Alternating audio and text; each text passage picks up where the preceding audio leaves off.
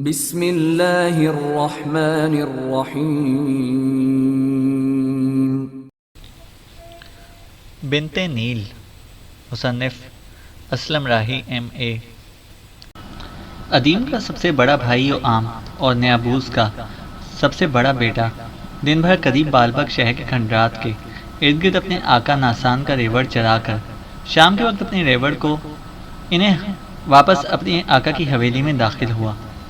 ناسان کی بیٹی نبات صحن میں کھڑی شاید اسی کا انتظار کر رہی تھی۔ نبات اب جوان ہو گئی تھی۔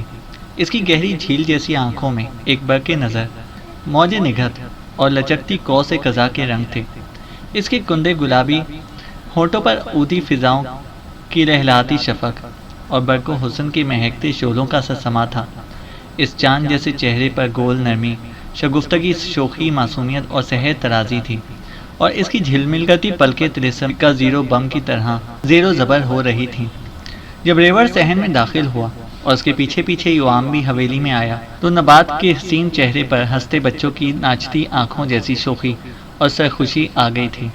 لیکن اس کی ساری خوشی، ساری سحر ترازی اس وقت ختم ہو گئی جب اسے دیکھا کہ آج یوام غیر معمولی سر جھکائے اپنے ریوڑ کے پیچھے پیچھے حویلی میں داخل ہوا۔ وہ بیچارہ اجڑے ہوئے باغ کی طرح سوچوں کے زہر، آلام کی گرد اور سلگتے المناک سکون جیسا اداس اور احساس کی تنہائیوں کے شکار کسی گم گشتہ مسافر جیسا افسردہ تھا۔ نبات آہستہ آہستہ آگے بڑھی۔ وہ یوام سے اس کی اداسی اور افسردگی کی وجہ پوچھنا ہی چاہتی تھی کہ اس کا باپ ناسان حویلی میں داخل ہوا، لہٰذا وہ یوام کی طرف بڑھتے بڑھتے رک گئی۔ پہلے تینوں نے مل کر بکریوں کا دودھ نکالا، پھر وہ اکٹھے بیٹھ کر کھانا کھا رہے تھے۔ نبات بیچاری کھانے کے دوران بار بار یوام کی طرف دیکھ لیتی جو رازہائے سربستہ اور آسمان پر آتشی حروف جیسے ستاروں کی طرح چپ اور خاموش تھا۔ کھانے کے بعد ناسان جب اٹھنے لگا تو یوام نے اس کی طرف دیکھتے ہوئے کہا، اے آقا، اگر آپ کی اجازت ہو تو میں اپنی ذات سے متعلق آپ سے ایک سوال کر سکتا ہوں؟ ناسان نے احتجاج کرنے کے انداز میں کہا، میں تمہیں پہلے بھی کئی بار بتا چکا ہوں کہ تم مجھے آقا نہیں ام کہہ کر پکار لیا کرو۔ اس گھر میں تمہاری حیثیت ایک غلام کسی نہیں، گھر کے ایک فرد کی سی ہے۔ یوں جانو کہ اس گھر کے 2 نہیں 3 افراد ہیں۔ یوام نے ذرا سا خاموشی کے بعد پھر کہا، یہ آپ کی مہربانی ہے کہ آپ مجھے ام کہہ کر پکارنے کو کہہ رہے ہیں۔ میں آج آپ سے یہ پوچھنا چاہتا تھا کہ آپ کو کس قدر رقم ادا کر کے میں آزاد ہو سکتا ہوں۔ ناسان چند ثانیوں تک غصے اور حیرت کے ملے جلے انداز میں یوام کی طرف دیکھتا رہا، پھر نبات بھی یوام کی طرف ایسے انداز میں دیکھ رہی تھی جس میں شکوہ، گلہ، اندوہ اور غم شامل تھا۔ پھر ناسان نے ڈانٹ دینے والے انداز میں یوام سے کہا، تمہارے ذہن سے یہ مفروضہ کب نکلے گا کہ تم ایک غلام ہو؟ یوام نے کہا، یہ ایک مفروضہ نہیں، حقیقت ہے کہ آپ نے مجھ پر رقم خرچ کی اور مجھے خریدا تھا، پھر کیوں نہ میں آپ کا زیر بار احسان ہو کر بات کروں؟ ناسان نے دکھ بھرے لہجے میں کہا، یوام، کیا اس گھر میں کبھی میں یا میری بیٹی نبات نے تم سے غلاموں جیسا سلوک کیا ہے؟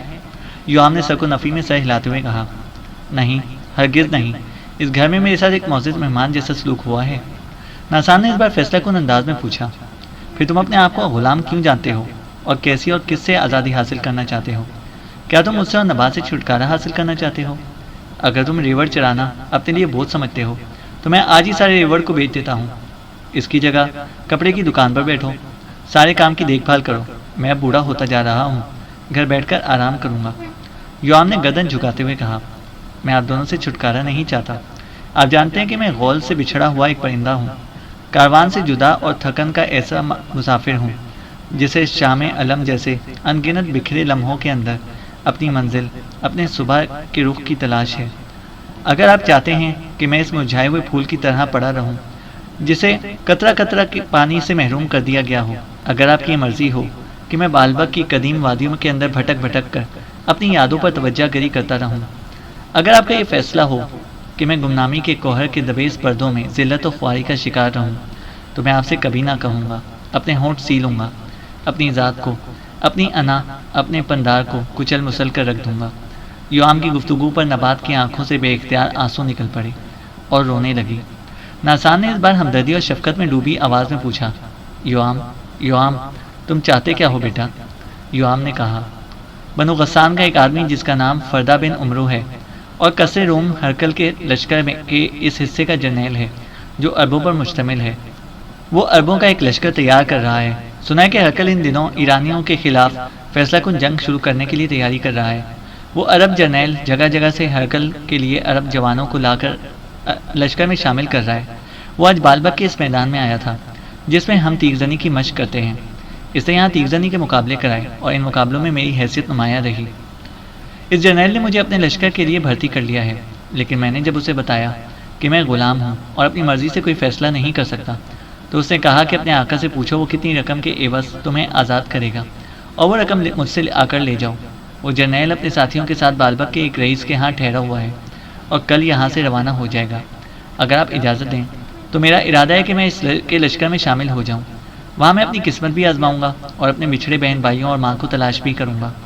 میں آپ دونوں کو بھولوں گا نہیں، اس طرح واپس لوٹ کر یہاں آؤں گا جس طرح کوئی اپنے گھر میں آتا ہے۔ میں بھلا کیسے آپ کی شفقت اور نبات کی ہمدردی کو بھول سکوں گا؟ ناسان نے اپنا فیصلہ سناتے ہوئے کہا، یوام، میں تمہاری ہر خواہش کا احترام اور تمہارے ہر فیصلے کا بھرم رکھوں گا۔ میرا کوئی بیٹا نہ تھا، میں نے تمہیں بیٹا بنا کر ہی گھر پر رکھا تھا۔ آج سے نہیں بلکہ ابھی سے تم اپنے فیصلوں اور ارادوں میں آزاد ہو۔ بھول جاؤ کہ میں نے کچھ رقم دے کر تمہیں خریدا تھا۔ تم کل اس عرب جرنیل کے ساتھ یہاں سے روانہ ہو سکتے ہو، لیکن یہاں سے کوچ کر جانے سے قبل مجھے ایک بات ضرور بتا کر جاؤ بیٹا، اور مجھے امید ہے کہ میں جو کچھ تم سے پوچھوں گا تم اس کے جواب میں مجھ سے کچھ چھپاؤ گے نہیں، کھل کر سچائی اور حقیقت کے ساتھ اس کا اظہار اور اقرار کرو گے۔ یوام نے کہا، آپ پوچھیں، میں وعدہ کرتا ہوں کہ آپ سے میں کوئی بات کیوں چھپا کر اور راز بنا کر نہ رکھوں گا۔ ناسان چند ثانیوں تک گردن جھکائے کچھ سوچتا رہا، پھر اس نے مدھم اور بھرائی ہوئی آواز میں کہا، یوام، مجھے معلوم نہیں بیٹے نبات کے متعلق تمہارے دل میں کیا ہے، لیکن میرا اپنا تجربہ اور مشاہدہ کہتا ہے کہ نبات تمہیں پسند کرتی ہے۔ یہاں بالبک سے کوچ کرنے سے قبل میں نبات سے متعلق تمہاری رائے جاننا چاہتا ہوں۔ اس موقع پر نبات بیچاری نے اپنا چہرہ اپنے دونوں ہاتھوں میں چھپا کر اپنی گردن جھکا لی۔ یوام نے بھی اپنی گردن جھکا لی تھی اور فوری طور پر وہ کچھ کہہ نہ پایا تھا۔ ناسان نے پھر اسے مخاطب کرتے ہوئے کہا، یوام، میرے اس سوال کا جواب خاموشی نہیں ہے بیٹے، میں تمہارے منہ سے کچھ سننا چاہتا ہوں۔ یوام نے کہا، میرے محسن، میرے بزرگ، میرے محترم، میں اور نبات ایک دوسرے کو پسند کرتے ہیں، لیکن کسی پر اس کا اظہار نہیں کر سکے، اور اس اظہار میں میری کم آئیگی اور نبات کی فطری حیا حائل ہے۔ ناسان نے خوش ہوتے ہوئے کہا، اب جب کہ تم نے اپنے باطن کا اظہار کر ہی دیا ہے تو مجھ سے بھی سنو۔ میں نے فیصلہ کر لیا ہے کہ میں نبات کو تم سے بیاہ دوں گا۔ اس طرح اس گھر کے مالک تم ہوگے، اور تمہارے باطن کا یہ گمان بھی جاتا رہے گا کہ تم ایک غلام ہو اور تمہیں خریدا گیا ہے۔ کیا میں امید رکھوں بیٹے کہ تم نبات کی خاطر اس گھر میں لوٹ کر واپس آؤ گے؟ یوام نے کہا، آپ کیسی بیگانگی کی گفتگو کرتے ہیں، میں اس گھر کے سوا اور جاؤں گا بھی کہاں؟ میں جدھر بھی رہا، جہاں بھی گیا، لوٹ کر اسی گھر میں آؤں گا۔ میں اپنے پاؤں پر کھڑا ہو کر بہت جلد لوٹوں گا اور نبات کو آپ سے مانگوں گا۔ نبات بیچاری شرم کے باعث اور زیادہ دوہری ہو کر رہ گئی تھی۔ ناسان نے پھر کہا، یوام، تم بخوشی کل اس عرب جرنیل کے ساتھ روانہ ہو سکتے ہو۔ اب تمہارا انتظار کرنا میرے اور نبات کے لیے تکلیف دہ نہ ہوگا۔ نبات اٹھ کر برتن سمیٹنے لگی۔ ناسان اور یوام بھی اٹھ کر کھڑے ہو گئے۔ دوسرے روز ناسان نے اپنا ریوڑ فروخت کر دیا اور یوام اس عرب جرنیل کے ساتھ بالبک شہر سے کوچ کر گیا۔ شام گہری ہو رہی تھی۔ فطرت نے نور کا لباس اتار کر سیاہ ماتمی لباس پہن لیا تھا۔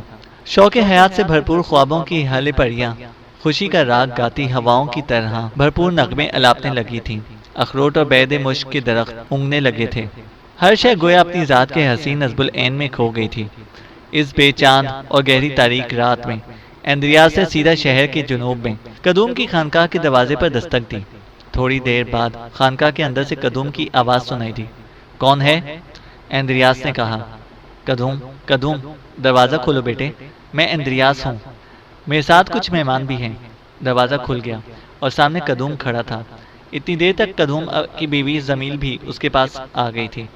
قدوم سے مصافحہ کرنے کے بعد اندریاس نے پیار اور شفقت سے زمیل کے سر پر ہاتھ پھیرا، پھر سے قدوم کی طرف دیکھتے ہوئے کہا، قدوم میرے بیٹے، پہلے ہمارے دونوں گھوڑے اپنے باڑے میں باندھ کر ان کے چارے کا انتظام کرو، پھر میں اپنے ان دونوں ساتھیوں سے متعلق تم دونوں میاں بیوی کو تفصیل سناتا ہوں۔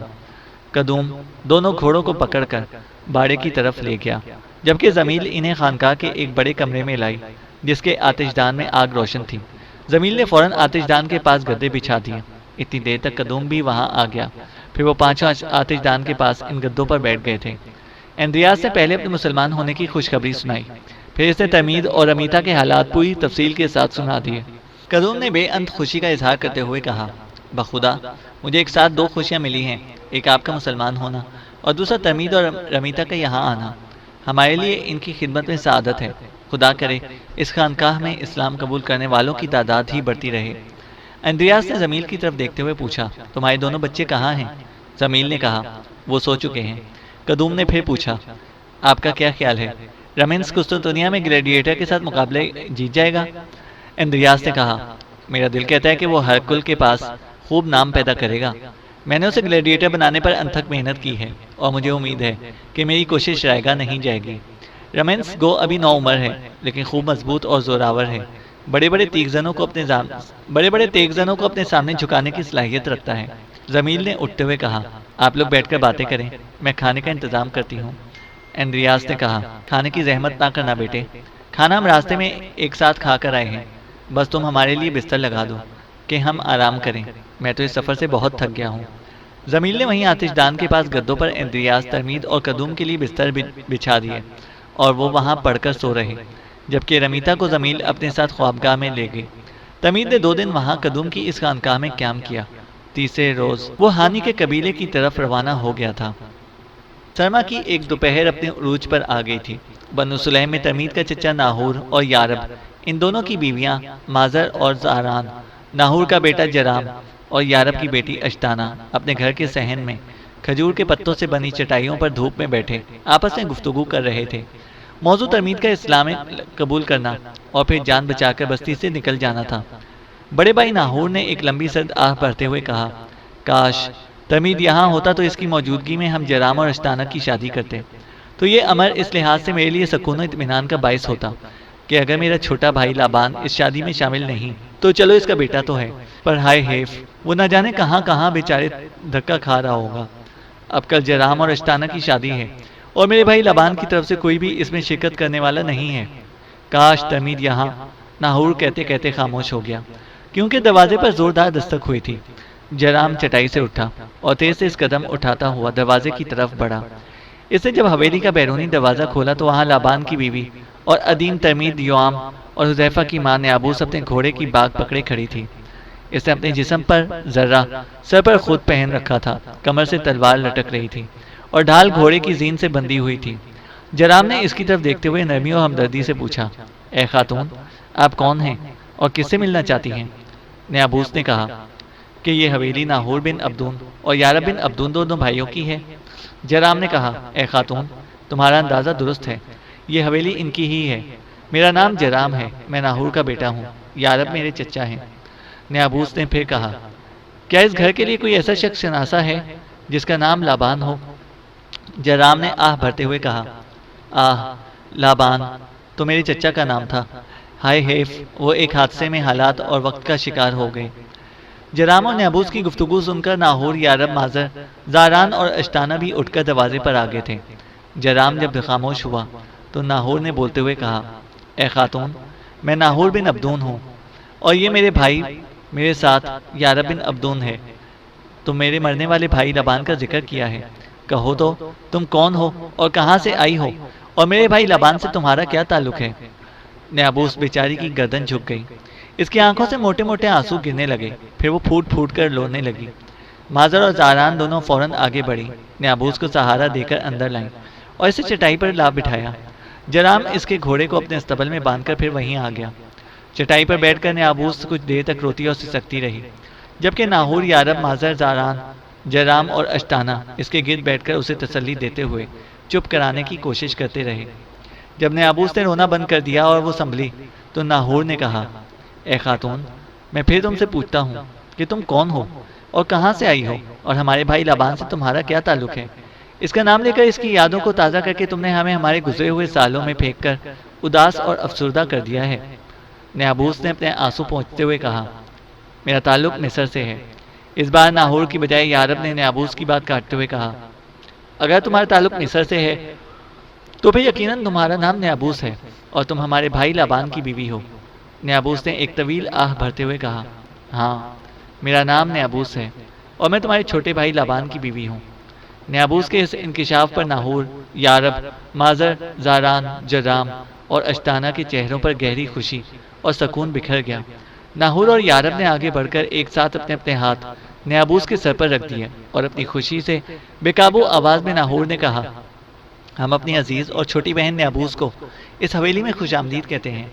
یارب نے کہا، تم ہمارے چھوٹے بھائی لابان کی بیوی ہو، لہٰذا ہماری چھوٹی بہن ہو، قسم لات و عزا کی، ہمارے لیے اس سے بڑھ کر اور کیا خوشی کی وجہ ہو سکتی ہے کہ تم اپنے گھر میں آ گئی ہو۔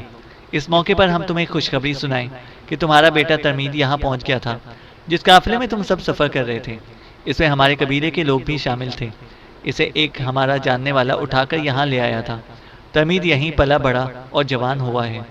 نیابوس نے بے پناہ خوشی اور طوفانی جلد بازی کا اظہار کرتے ہوئے پوچھا، ترمید کہاں ہے؟ وہ آپ لوگوں میں شامل کیوں نہیں ہے؟ ادریس کے لیے بتائیے، وہ کہاں ہے اور کس حال میں ہے؟ میں اپنے بیٹے سے ملوں، اس سے باتیں کروں کہ شاید وہ اپنے دوسرے بھائی بہنوں کے متعلق بھی کچھ جانتا ہو۔ کیا میرا سب سے چھوٹا بیٹا ادیم یہاں نہیں آیا؟ اس سے متعلق میں سب سے زیادہ فکر مند ہوں۔ اس بیچارے کا بھی صرف دودھ ہی چھڑایا گیا تھا کہ وہ ہم سے بچھڑ گیا۔ میرے بچوں میں وہ سب سے زیادہ خوبصورت اور صحت مند تھا۔ ناہور نے نیابوس کی توجہ بٹانے کی خاطر کہا، اے میری بہن، پہلے تم اپنے حالات کہو کہ تم کہاں اور کن مصائب میں رہی، اس کے بعد میں تمہیں ترمید سے متعلق تفصیل سے بتاتا ہوں۔ نیابوس نے فوراً قسطنطنیہ سے سفر کرنے، راستے میں رہزنوں کے حملے، ایک مصری تاجر کے ہاتھ بکنے اور پھر اس کے بیٹے سے آزادی حاصل کرنے کے واقعات سنا ڈالے۔ اپنے حالات سنا چکنے کے بعد نیابوس نے پوچھا، اب بتائیں ترمید کہاں ہے؟ وہ میرے سامنے کیوں نہیں آ رہا؟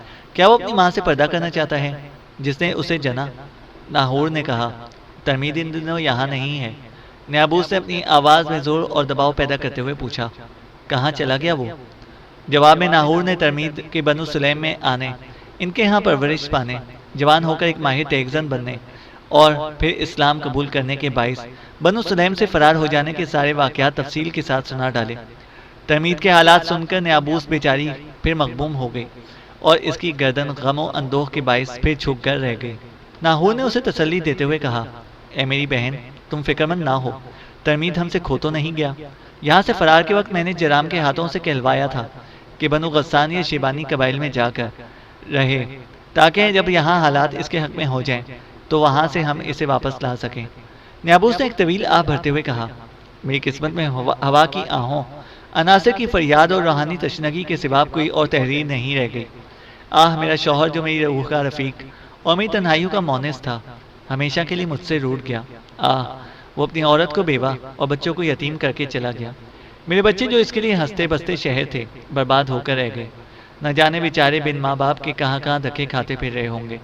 ترمید کے تو مل جانے کی امید ہو گئی ہے، پر حذیفہ کہاں ہوگی؟ یوام کس حال میں ہوگا؟ اور میرا چاند جیسا بیٹا ادیم کس کے پاس اور کس حال میں ہوگا؟ کیسی زندگی بسر کر رہا ہوگا؟ مجھے میری ہی ہستی کی خاموش گھڑیوں نے لوٹ لیا۔ نیابوس نے اپنے آنسو پوچھے، پھر وہ دوبارہ کہہ رہی تھی، کبھی میں بھی اپنے شوہر اور بچوں کے ساتھ رات کی راحت انگیز خاموشی جیسے ماحول میں بستی تھی، پھر نہ جانے دکھوں اور جدائیوں کے یہ بفرے سمندر کہاں سے نمودار ہوئے کہ سارے ولولوں کو تلاتم اور سارے ارمانوں کو ہیجان میں تبدیل کر کے رکھ دیا۔ جدائی اور مفارقت کی لگی ہوئی پرپیچ گرہیں کب کھلیں گی؟ اس بار ناہور کی بیوی زاران آگے بڑھی اور نیابوس کو اپنے ساتھ لپٹاتے ہوئے اس نے کہا، اے میری بہن، صبر کرو، اب تم اکیلی نہیں ہو، یہ گھر تمہارا ہے۔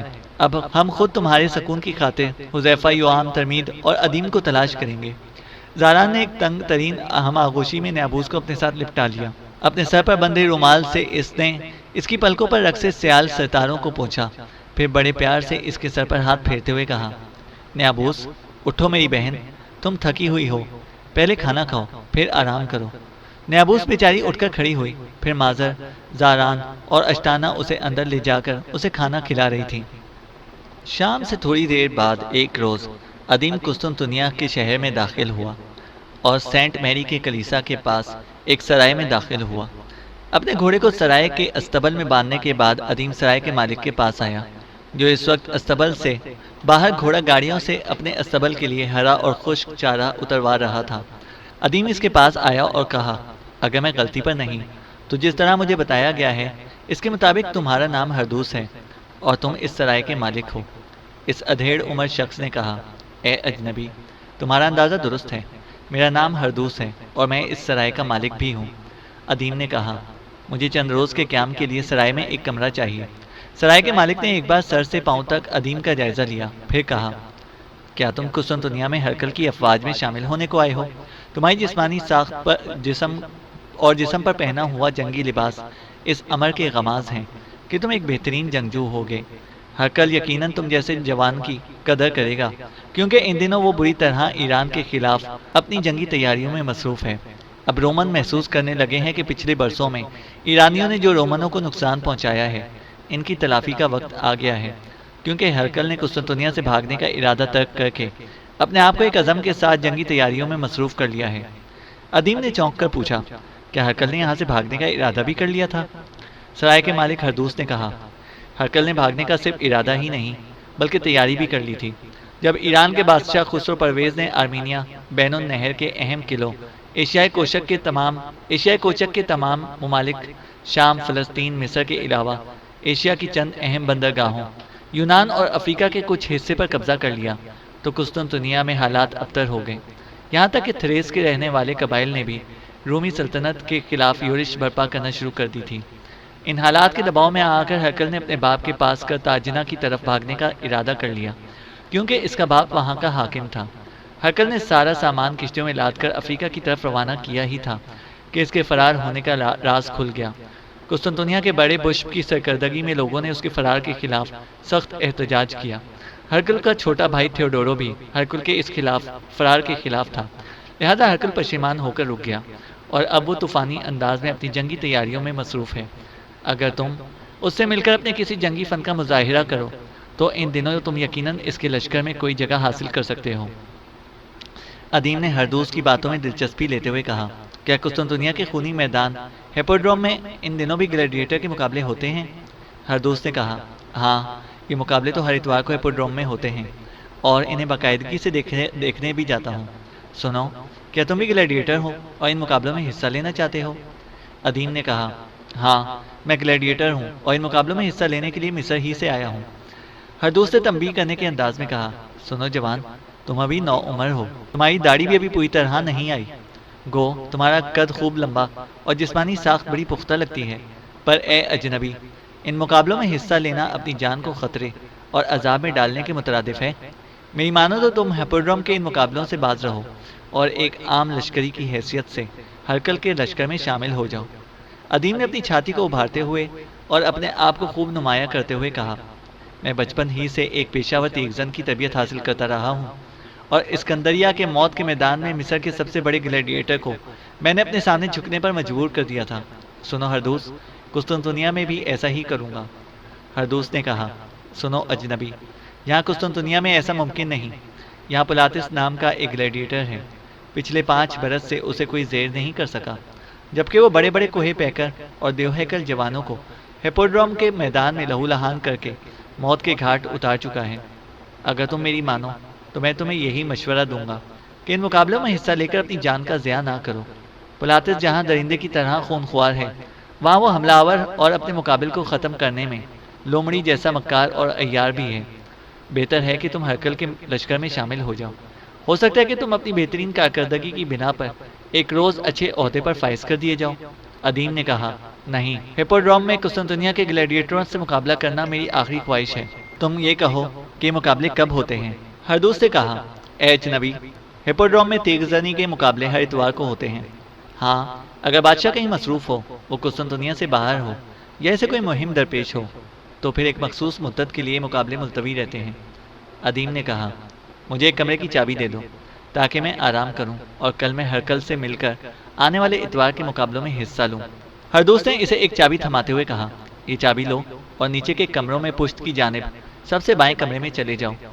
ادیم وہاں سے جانے ہی والا تھا کہ سرائے کا ایک ملازم بھاگتا ہوا وہاں آیا اور ہردوس کو مخاطب کرتے ہوئے اس نے کہا، اے مالک، سرائے سے باہر ہرکل کا بھائی تھیوڈورو اپنی بھگی میں بیٹھا ہوا ہے، اس نے آپ کو بلایا ہے۔ ہردوس نے چونک کر کہا، ہرکل کے بھائی تھیوڈورو کو مجھ سے کیا کام ہو سکتا ہے؟ پھر ہردوس نے ادیم کی طرف دیکھتے ہوئے کہا، تم بھی میرے ساتھ آؤ، میں تمہیں تھیوڈورو سے ملا دوں گا، وہ ہیپوڈروم میں تمہارے مقابلے کا انتظام آنے والے اتوار کو کر دے گا۔ ادیم نے فوراً ہردوس کی دی ہوئی چابی جیب میں ڈالتے ہوئے کہا، چلو میں تمہارے ساتھ ہی چلتا ہوں۔ ادیم اور ہردوس جب باہر آئے تو انہوں نے دیکھا ہرکل کا چھوٹا بھائی تھیوڈورو اپنی 2 گھوڑوں کی بھگی میں بیٹھا ہوا تھا۔ ہردوس نے قریب جا کر کہا، اے آقا، میں اس سرائے کا مالک ہردوس ہوں، میرے لیے کیا حکم ہے؟ تھیوڈورو نے کہا، سنو ہردوس، جو کوئی بھی جنگجو جوان ہمارے لشکر میں شامل ہونے کو قسطنطنیہ میں وارد ہو اور تمہاری سرائے میں قیام کرے، اس سے کوئی رقم اور کوئی معاوضہ وصول نہ کرو، اپنے ہاں اسے مفت ٹھہراؤ، اور جب تک وہ باقاعدہ ہمارے لشکر میں شامل نہیں ہو جاتا اس وقت تک اسے ٹھہراؤ، اور ایسے سارے جوانوں کی فہرست ہفتہ وار مجھے پیش کرو۔ ایسے جوانوں کو ٹھہرانے پر جو تمہارا خرچہ ہوگا اس سے 1.5 گنا زیادہ تمہیں حکومت کی طرف سے ملے گا۔ اور سنو، اگر کوئی بھی مسافر تمہاری سرائے میں کوئی گھوڑا فروخت کرنا چاہے تو خرید لو، ایسے سب گھوڑے حکومت تم سے مناسب نفع دے کر خرید لے گی۔ سنو ہردوس، ایسے ہی احکامات شہر کی ساری سرائیوں میں مالکوں کو دیے جا رہے ہیں، ان پر سختی سے عمل ہوگا، کیونکہ ایران کے خلاف جنگوں کا طویل سلسلہ شروع کرنے کے لیے حکومت کو جنگجو جوانوں اور گھوڑوں کی سخت ضرورت ہے۔ ہردوس نے ادیم کی طرف اشارہ کرتے ہوئے کہا، اے آقا، یہ جوان جو میرے ساتھ کھڑا ہے ابھی ابھی میری سرائے میں داخل ہوا ہے، مصر سے آیا ہے، میں نے ابھی تک اس کا نام نہیں پوچھا، اپنے آپ کو یہ گلیڈیٹر کہتا ہے اور پلاتس سے مقابلہ کرنے کا خواہش مند ہے، میں اسے آپ کے پاس لے آیا ہوں کہ آپ ہی اس مقابلے کا انتظام کرا سکتے ہیں۔ ہردوس جب خاموش ہوا تو ادیم نے بولتے ہوئے کہا، میرا نام رمینس ہے، تیغ زنی کو میں نے بچپن ہی سے ایک پیشے کے طور پر اپنا رکھا ہے، میں یقین دلاتا ہوں کہ پلاتس کے مقابلے کے دوران میں قسطنطنیہ والوں کو مایوس نہیں کروں گا۔ ادیم کی طرف دیکھتے ہوئے تھیوڈورو نے ہمدردی اور نرمی سے کہا، اے جوان، میں مانتا ہوں کہ تم ایک اچھے تیغزن ہوگے، لیکن تم ابھی عمر میں نوعمر ہو۔ پلاتس جس سے تم مقابلہ کرنا چاہتے ہو وہ تیغزنی کے میدان کا وسیع تجربہ رکھتا ہے، ہیپوڈروم کے مقابلوں میں وہ انگنت جوانوں کو کاٹ کر ختم کر چکا ہے، اور اب کوئی بھی تیغزن اس سے مقابلہ کرنے کی جرت نہیں کرتا۔ میں تمہیں مشورہ دوں گا کہ پلاتس سے مقابلہ کرنے کی بجائے تم ویسے ہی لشکر میں شامل ہو جاؤ، میں اپنے بھائی ہرکل سے کہہ کر تمہیں لشکر میں کوئی اچھا سا مقام دلا سکتا ہوں۔ سنو، ہر تیغزن گلیڈیٹر نہیں ہوتا، جبکہ ہر گلیڈیٹر تیغزن ضرور ہوتا ہے۔ ہیپوڈروم میں پلاتس سے مقابلہ کرنا اپنے آپ کو خارزاروں کے اندر اتارنے کے مترادف ہوگا، جہاں انسان کا اپنا آپ ہی لیڑ لیڑ اور جھیر جھیر ہو جاتا ہے۔ تھیوڈورو جب خاموش ہوا تو ادیم نے کہا، اس قدر تنبیہ کے باوجود میں ابھی بھی اپنے ارادے پر اصرار کروں گا کہ میں ہیپوڈروم میں پلاتس سے مقابلہ کروں گا۔ تھیوڈورو نے اس بار فیصلہ کن انداز میں کہا، اگر تم ایسے ہی اولو العزم نوجوان ہو، پلاتس کو میرے بھائی ہرکل نے اپنے لشکر کے محصر کا کماندار مقرر کیا ہوا ہے، جبکہ میرے پاس میمنا ہے، کلب میرے بھائی کے ہرکل کے پاس ہوگا۔ ہمارا ہراول لشکر تمام عربوں پر مشتمل ہے، اور اس ہراول کا کماندار ایک عرب جرنیل فردا ہے۔ آنے والے اتوار کو ہیپوڈروم میں مقابلے ہو رہے ہیں، تم وہاں آؤ، میں پلاتس اور تمہارے مقابلے کا انتظام کروں گا، اور سن رکھو کہ اگر تم نے اس مقابلے میں پلاتس کو شکست دے دی تو میں تمہیں محصر کا کماندار بنوا دوں گا۔ ادیم نے پرسکون انداز میں مسکراتے ہوئے کہا، میں آنے والے اتوار کو مقابلہ کرنے کے لیے ہیپوڈروم میں داخل ہوں گا۔ تھیوڈورو کے اشارے پر سائس نے اس کے بھگی کے گھوڑوں کو آگے بڑھا دیا، جبکہ ادیم ہردوس کے ساتھ سرائے کے اندر جا رہا تھا۔ آنے والے اتوار کے روز طلوع ہونے کے تھوڑی دیر بعد قسطنطنیہ کا میدان ہیپوڈروم مردوں، بوڑھوں، عورتوں اور بچوں سے کھچا کھچ بھرا ہوا تھا، اور لوگ مقابلہ شروع ہونے کے منتظر تھے۔ اتنے میں میدان کے اندر شہر نشین کے پاس آ کر 4 گھوڑوں کی ایک بھگی رکی، اور اس میں سے قسطنطنیہ کا بادشاہ ہرکل اور اس کا بھائی تھیوڈورو اپنی بیویوں کے ساتھ بھگی سے اترے اور شہر نشین پر اپنی نشستوں پر آ کر بیٹھ گئے۔ شہر نشین کی بائیں طرف پلاتس اور دائیں طرف ادیم بیٹھا ہوا تھا۔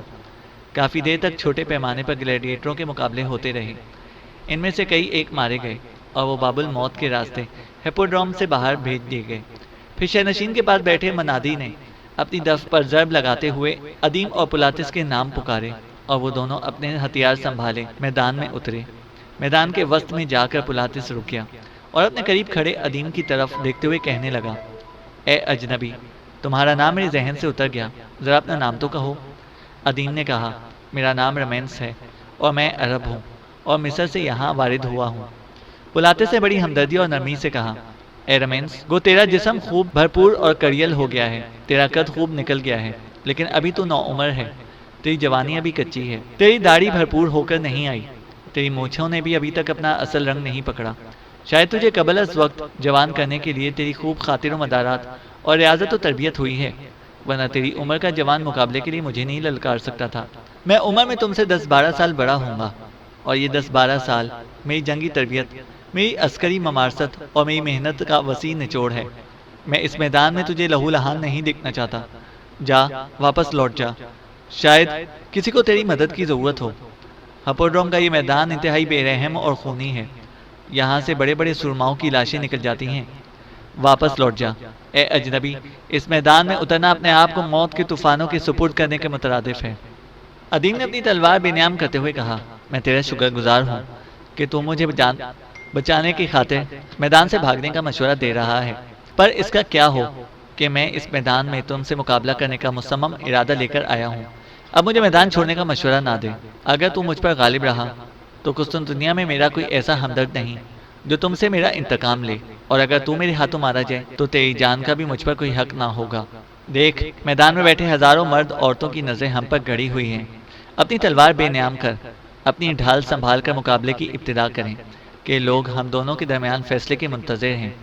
پلاتس نے مایوس انداز میں کہا، اے اجنبی نوجوان، شاید تیری قسمت میں کسی پیڑ کا سایہ نہیں ہے، شاید موت کی بھیانک آندھیاں تجھے مصر کی سرزمین سے اس خونی میدان کی طرف کھینچ لائی ہیں۔ دیکھ، میں تیرے ساتھ اپنے حملے کی ابتدا کر رہا ہوں۔ اپنی تلوار اور ڈھال سنبھال کر پلاتس جچے تلے قدموں سے آہستہ آہستہ ادیم کی طرف بڑھا۔ پھر وہ دونوں ہر موج ہر نفس میں حشر برپا کر دینے والے طوفان کی طرح، اچانک نمودار ہونے والے فطرت کے جلال کی طرح ایک دوسرے پر حملہ ہو کر پڑے۔ کافی دیر تک دونوں جم کر لڑتے رہے۔ پلاتس ادیم کی جنگی مہارت اور اس کے عسکری فنون پر انگشت بدنداں ہو کر رہ گیا تھا، تاہم وہ اس میدان کا قدیم لڑاکا تھا اور کسی مناسب حربے کی تلاش میں تھا۔ اچانک پلاتس نے اپنی تلوار ادیم کی تلوار پر مارنے کے بعد پوری قوت سے اپنا پاؤں ادیم کے پاؤں پر دے مارا، اور ساتھ ہی اپنی ڈھال کی ایک سخت ٹھوکر ادیم کی چھاتی پر لگائی۔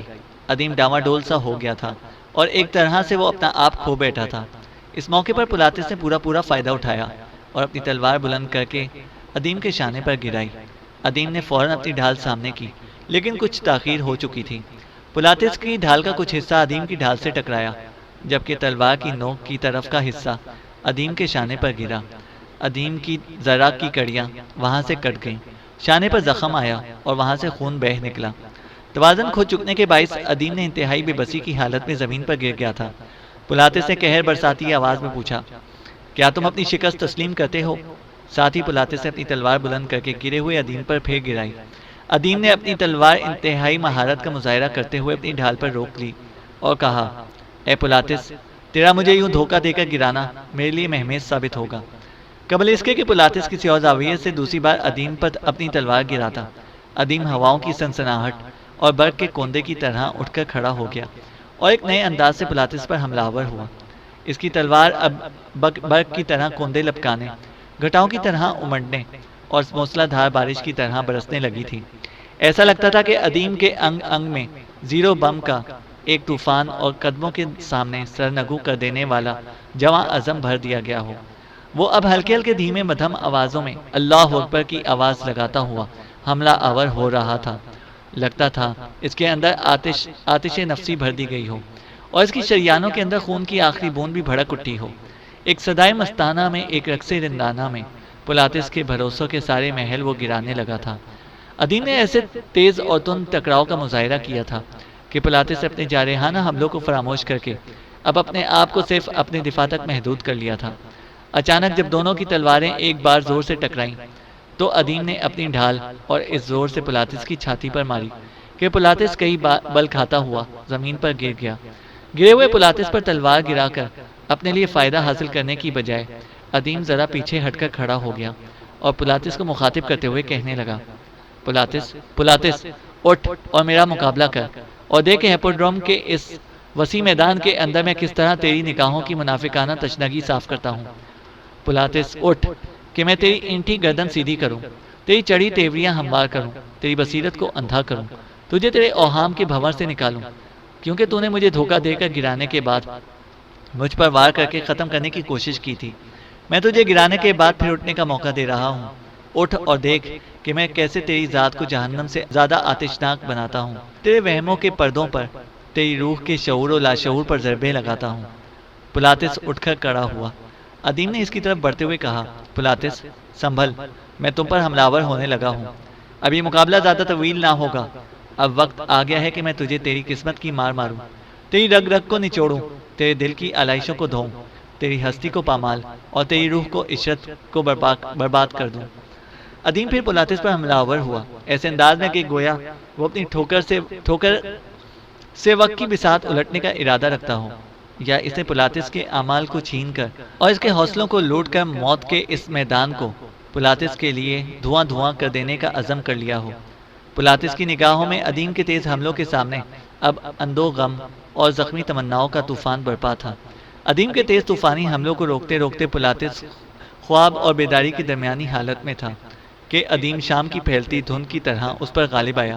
اسے پلاتس کو ڈھال مارنا چاہی، جو پلاتس نے اپنی ڈھال پر روک دی۔ ڈھال کی آڑ میں ادیم نے اپنی تلوار بھی برسا دی۔ اس خطرناک وار کو پلاتس نے اپنی تلوار پر روکنا چاہا، پر ادیم کا وار ایسا تیز تھا کہ پلاتس اس جیسی تندی اور سرعت کا مظاہرہ نہ کر سکا، اور ادیم کی تلوار پلاتس کے پہلو پر گر کر اسے چیرتی ہوئی نکل گئی۔ پلاتس لہو لہان ہو کر میدان میں گر گیا۔ کچھ جوان بھاگتے ہوئے میدان میں داخل ہوئے اور پلاتس کی لاش اٹھا کر لے گئے۔ میدان میں 2 مسلح جوان نمودار ہوئے اور ادیم کو ہرکولس یعنی ہرکل کی طرف لے گئے۔ ادیم شہنشین کے پاس اس جگہ پر جا کر کھڑا ہوا جہاں ہرکولس اور اس کا بھائی تھیوڈورو اپنی بیویوں کے ساتھ بیٹھے ہوئے تھے۔ ہرکولس نے سنہری سکوں سے بھری ایک تھیلی ادیم کی طرف پھینکتے ہوئے کہا، یہ تمہارا انعام ہے۔ ادیم نے تھیلی اپنی پیٹی سے باندھ لی۔ ہرکولس نے پھر کہا، تم نے دیگ زنی میں کیا خوب تربیت حاصل کی ہے کہ اس نو عمری میں تم نے پلاتس جیسے گرانڈیل گلیڈیٹر کو لہو لہان کر دیا۔ پلاتس کو میں نے اپنے لشکر کے میسرا کا کماندار مقرر کیا تھا، اب اس کی موت کے بعد میسرا کے کماندار تم ہوگے۔ سنو، امن کی حالت میں تم ہیپوڈروم کے اس میدان میں نئے گلیڈیٹروں اور میری افواج کے نئے کمانداروں کو عسکری تربیت دیا کرو گے، اور جنگ کی حالت میں تم میرے ساتھ میرے میسرا کے کماندار ہوا کرو گے۔ کیا تم میری اس پیشکش کو قبول کرتے ہو؟ ادیم نے کہا، میں آپ کی اس تقرری پر آپ کا احسان مند ہوں اور یقین دلاتا ہوں کہ امن اور جنگ دونوں حالتوں میں میں آپ کے اعتماد کو برقرار رکھوں گا۔ ہرکولس نے کہا، اور سنو، ہیپوڈروم کے اس میدان کے ارد گرد رہائشی عمارتیں بنی ہوئی ہیں، انہی عمارتوں میں سے ایک میں تمہاری رہائش ہوگی۔ پھر ہرکولس نے اپنے چھوٹے بھائی تھیوڈورو کی طرف اشارہ کرتے ہوئے کہا، یہ میرا چھوٹا بھائی تھیوڈورو ہے، یہ تمہاری رہائش کے سارے انتظامات مکمل کر دے گا۔ اور سنو، تمہارے لیے کھانا اور ضرورت کی ہر شے سرکاری مہمان خانے سے مہیا کی جائے گی۔ تمہارا کھانا ہر روز تمہاری رہائش گاہ پر پہنچا دیا جائے گا۔ ادیم نے کہا، اے آقا، کیا ایسا ممکن نہیں کہ میں اپنے کھانے کا انتظام خود کروں، کسی کو اپنے پاس ملازم رکھوں اور وہ یہ سارا کام میرے لیے انجام دے؟ ہرکولس نے اپنے بھائی کی طرف دیکھتے ہوئے کہا، تھیوڈورو، تم اس کی رہائش کا بندوبست کرو، ضرورت کی ہر شے اس کی رہائش گاہ میں ڈلوا دو، اور اس کے لیے خادم کا بھی انتظام کر دو جو اس کے کھانے اور دیگر امور کا بھی خیال رکھے۔ ہرکولس اپنی بیوی کے ساتھ اٹھ کر کھڑا ہوا۔